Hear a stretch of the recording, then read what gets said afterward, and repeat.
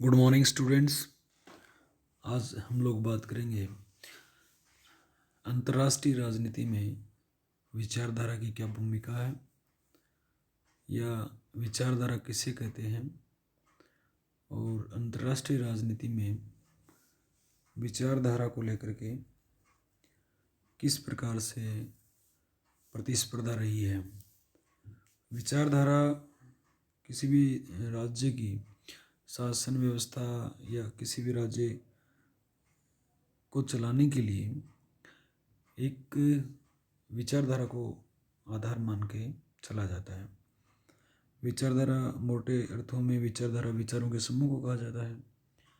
विचार, बहुत सारे विचार मिलकर के, और जब उनमें एक सामान्यकरण हो जाता है, जब उन आदर्शों को, उन मूल्यों को लोग अपने मानक के रूप में मानने लग जाते हैं या उन्हीं आदर्श और मानकों के आधार पर अपने जीवन का बेहतर विकास करने की संभावना को देखते हैं, तो उसे विचारधारा कहा जा सकता है। विचार जैसे आपके मन के जो भाव हैं, विचार जैसे आपके मन के अंदर कोई भी भाव आता है, और उन्हीं विचारों, बहुत सारे विचार जब एक एक ही प्रकार के या एक ही कॉन्सेप्ट पे या एक ही वस्तु से संबंधित हैं, और उन्हीं विचारों में एक रूपता आ जाती है, उन्हीं विचारों को एक दिशा मिलती है, तो विचारों के समूह को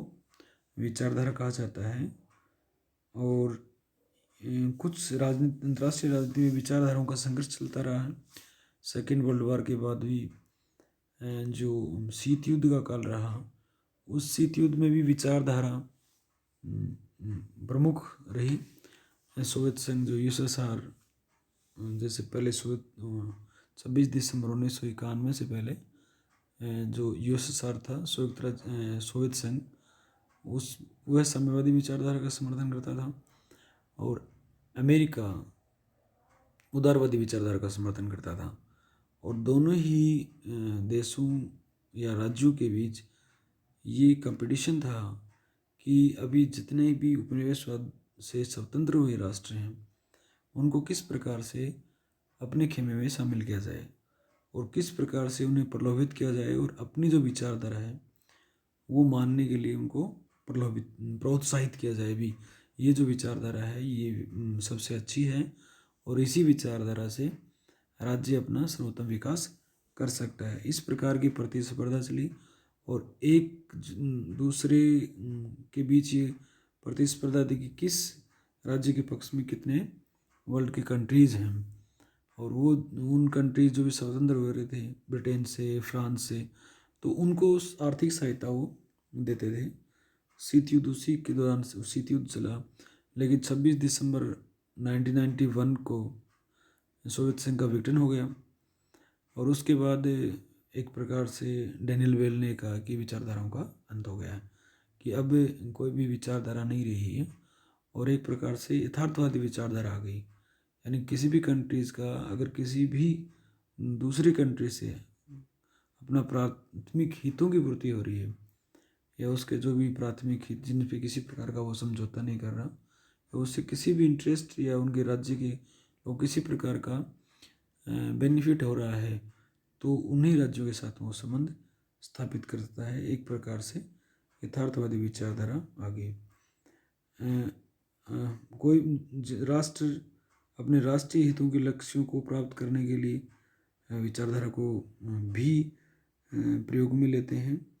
विचारधारा जो है वो राष्ट्रों के व्यवहार को प्रभावित करने में महत्वपूर्ण भूमिका निभाती है, कि किस प्रकार से राष्ट्रों के जो व्यवहार है या जो आचरण है वो विचारधारा के आधार पर प्रभावित किया जा सके। जैसे साम्यवादी विचारधारा है, अगर इस विचारधारा पे हम लोग चलेंगे तो एक हमारा विशेष आचरण होगा, या एक प्रकार से हमारा किसी भी राज्य को देखने का या जीवन को देखने का जो दृष्टिकोण है, या व्यक्तियों का विकास किस प्रकार या किस अप्रोच से हो सकता है, वो अलग होगा।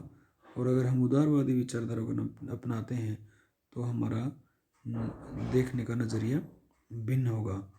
अंतर्राष्ट्रीय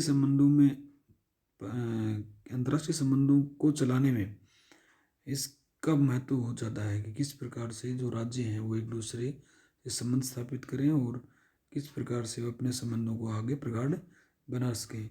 विचारधारा राष्ट्रीय शक्ति का अमूर्त और प्रेरक तत्व है तथा विदेश नीति के वास्तविक उद्देश्यों को छुपाने का आवरण है, अर्थात ये राष्ट्र हित की पूर्ति का एक साधन है। कोई भी राज्य का अपना एक नेशनल इंटरेस्ट होता है और इसी इंटरेस्ट को आधार मान के राज्य दूसरे राज्यों के साथ में संबंध स्थापित करता है। अगर उसके नेशनल इंटरेस्ट या राष्ट्रीय हितों की पूर्ति नहीं हो रही तो वो राज्यों के साथ में किसी प्रकार का संबंध स्थापित नहीं करता।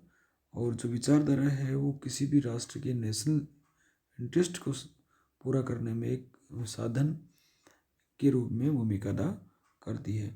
विचारधारा अंतर्राष्ट्रीय संबंधों का एक प्रमुख तत्व है। शक्ति के लिए संघर्ष में प्रत्येक राष्ट्र अपने लक्ष्य, अपनी इच्छाओं और अपने उद्देश्यों को न्यायसंगत मानता है तथा अपने हितों को न्यायसंगत, नैतिक तथा वैध बताने के लिए दूसरे राष्ट्रों की नीतियों तथा मांगों की आलोचना तथा उन्हें अस्वीकार करने के लिए विचारधारा का एक साधन के रूप में इस्तेमाल करता है। राष्ट्र विचारधारा का प्रयोग अपने जैसे दूसरे राष्ट्रों के साथ मित्रता और सहयोग बढ़ाने के लिए भी करते हैं।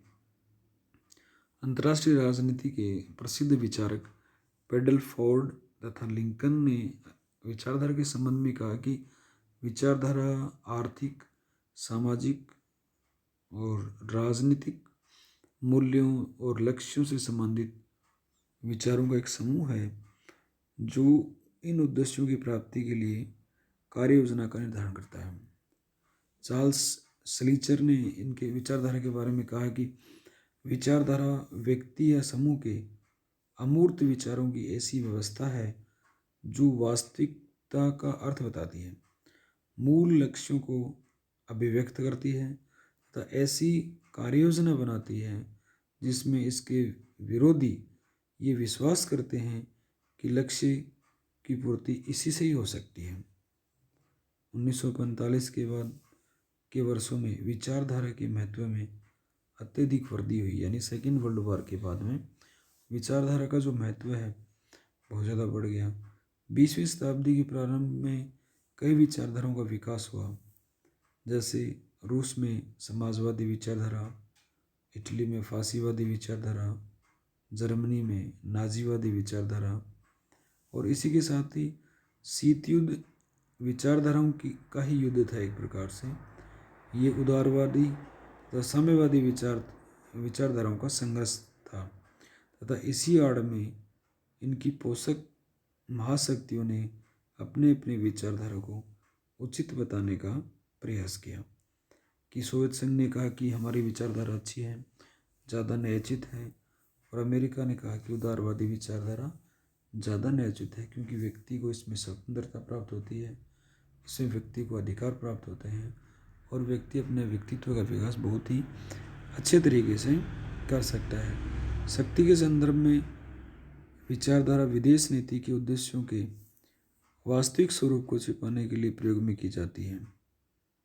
अंतर्राष्ट्रीय राजनीति के एक यथार्थवादी विचारक हुए मार्गेनथाउ ने यथार्थवाद की नींव रखी और यथार्थवाद जो विचारधारा है वो ये मानती है कि क्या है पे बल देती है। वो प्रेजेंट या वर्तमान में बल देती है कि अभी क्या है, यथार्थ मतलब रियल, अभी रियल में क्या है। और आदर्शवादी विचारधारा है वो होना चाहिए पे बल देती है कि राज्य अच्छा हो जाएगा, व्यक्ति अच्छा हो जाएगा। और यथार्थवादी विचारधारा कह रही है कि प्रेजेंट में राज्य की कंडीशन क्या है, प्रेजेंट में व्यक्ति की कंडीशन क्या है, वो ऑल ओवर वर्तमान के संदर्भ में चीज़ों को देखती है। जबकि आदर्शवादी विचारधारा है वो भविष्योन्मुखी है। और ये जो आदर्शवादी विचारधारा है, ये विचारधारा आदर्शवादी जो काल्पनिक समाजवादी या दार्शनिक समाजवादी एक प्रकार से छप्पन लोग की आदर्शवादी या समाजवादी विचारधाराओं के जो समर्थक थे उनमें ज़्यादा कारगर साबित हुई। आदर्शवादी विचारधारा एक प्रकार से फिलोसफर टाइप, जो हमेशा चीज़ों को भविष्य में देखते हैं और एक कल्पनाओं में राज्य के बारे में चिंतन करते रहते। जैसे प्लेटो को यथार्थ आदर्शवाद का जन्मदाता कहा जाता है।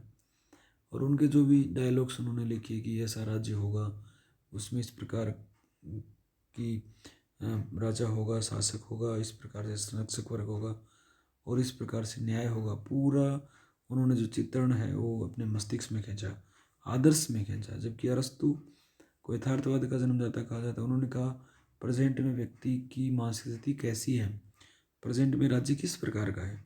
और अंतर्राष्ट्रीय राजनीति में मार्गेंथाउ जो थे, उन्होंने भी एक यथार्थवाद, मार्गेंथाउ अमेरिकी जो विदेश नीति है उसके फाउंडर माने जाते हैं और यथार्थवाद की नींव मार्गेंथाउ ने रखी। और मार्गेंथाउ ने अपने शब्दों में विदेश नीति के बारे में कहा कि ये विचारधाराओं के बारे में, विचारधारा राजनीतिक कार्यों के वास्तविक स्वरूप को छुपाने का पर्दा है, कि इस पर्दे के द्वारा अपने वास्तविक स्वरूप को छुपाया जा सकता है। राष्ट्र अपनी विदेश नीति के उन उद्देश्यों को जिन्हें विदेश नीति के द्वारा प्राप्त किया जाता है उसे छुपाने के लिए कई प्रकार की विचारधाराओं का प्रयोग करते हैं।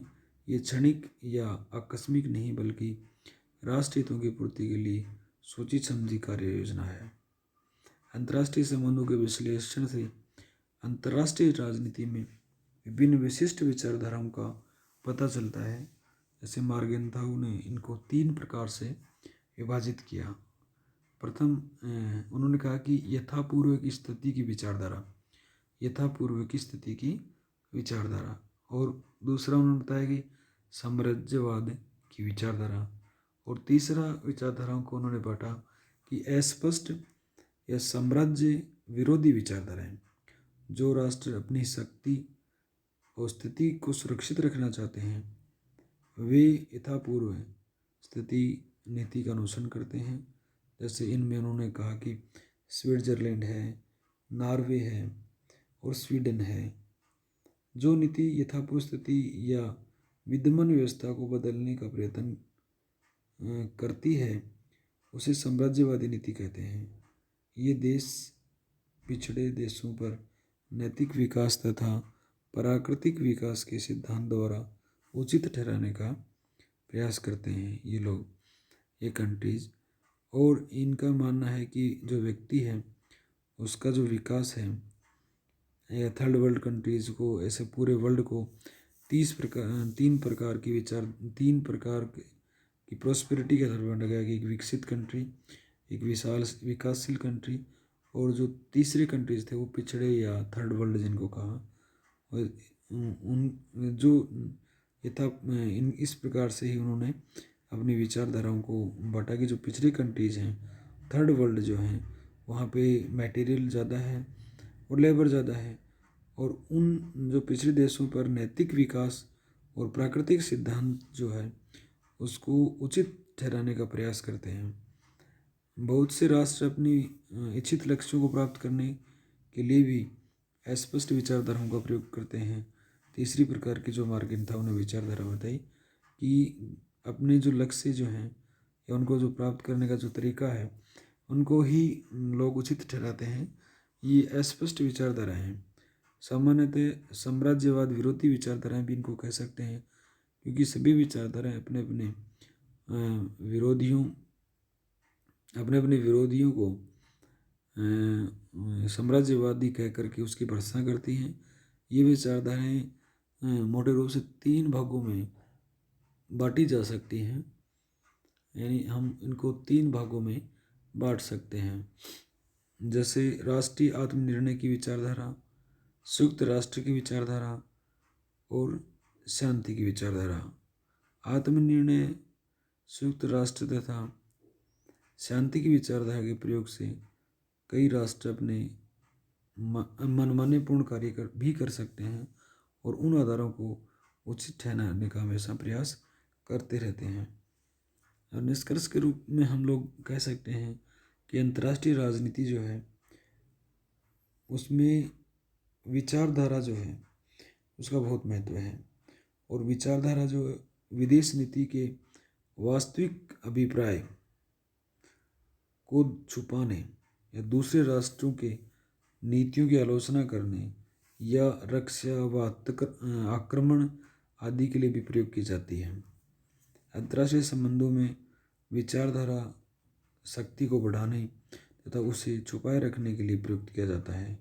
इस प्रकार अंतर्राष्ट्रीय संबंधों में विचारधाराएं जो हैं सहयोग तथा विरोध दोनों ही प्रकार से इस्तेमाल की जाती हैं तथा किसी राष्ट्र की विदेश नीति के लक्ष्यों को प्राप्ति का जो महत्वपूर्ण साधन है वो विचारधारा है।